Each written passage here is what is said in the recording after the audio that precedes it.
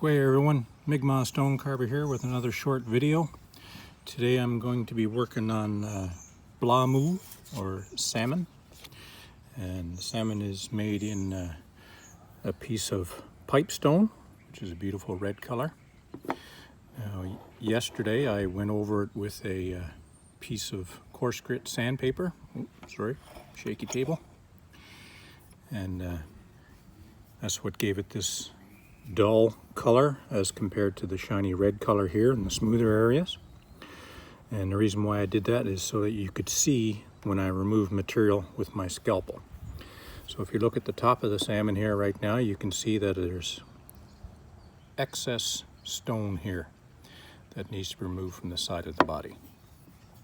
So I take the scalpel, use my thumb to give it some stability and try not to cut myself. Give it a sliding motion, trying not to get it to dig in too deep,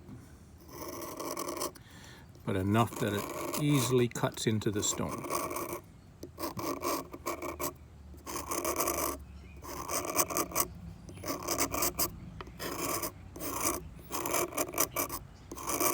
Now there are many ways of doing this. You can use a much coarser rasp or file system, but I like the smoothness that it gets from the razor blade,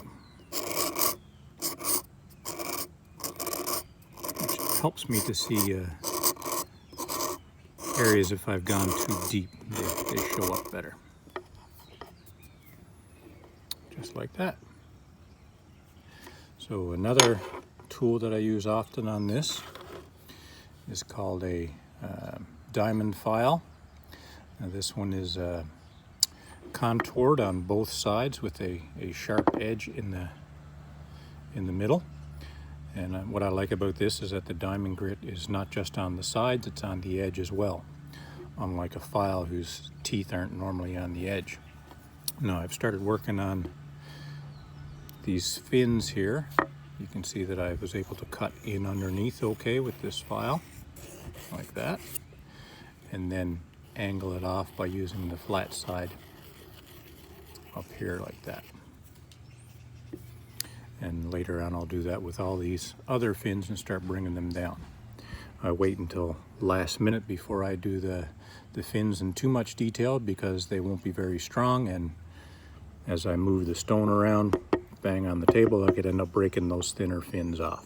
So I'm going to avoid that. Now, not only does the body need to be trimmed off here on this side, it also needs to be thinned out here more on the tail. So I'm going to show you that right now with this file.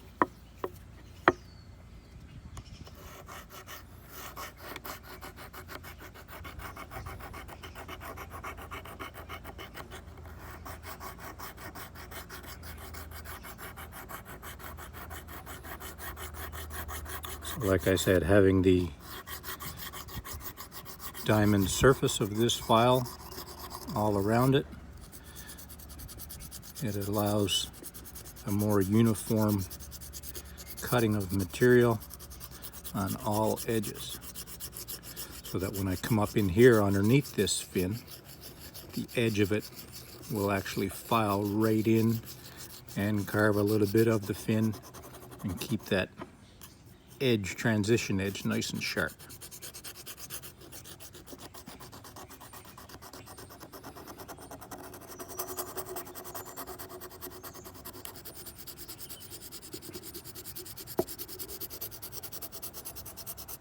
Just like that. So eventually this whole tail will become rounded, and I'll end up removing this sharper corner here from when I first cut this shape out with the hacksaw and left a line in there. So that will slowly disappear as well as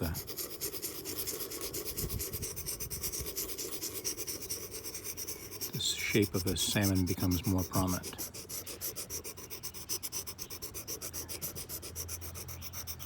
Now you may have noticed that there's actually a lot of light colored spots in this piece of pipestone.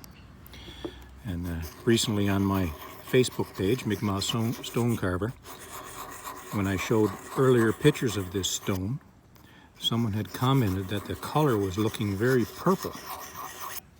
And pipestone will actually look different colors depending on the sunlight and the amount of light that's shining on it. But this piece in particular, because of those spots, actually gives it a much more purpley shade as opposed to the bright red. I'm not exactly sure what that is, but I do know that in Pipestone they have a quarry called Spotted Quarry, where the pipestone actually did have lots of spots. So maybe it came from there, not sure. But I think it'll have a very beautiful effect for Plamu, the salmon. And so hopefully those spots will stay there once the stone gets finished and polished. So that's it for my video today. I'm gonna keep plugging away at this and shaping this body down more and more and more, and hopefully get some pictures taken a little later to post onto my Facebook page. So please subscribe to my video page, Mi'kmaq Stone Carver, my channel, sorry. And then on Facebook you can like, follow, and share Mi'kmaq Stone Carver, and also on Instagram. Valiak, have a good day.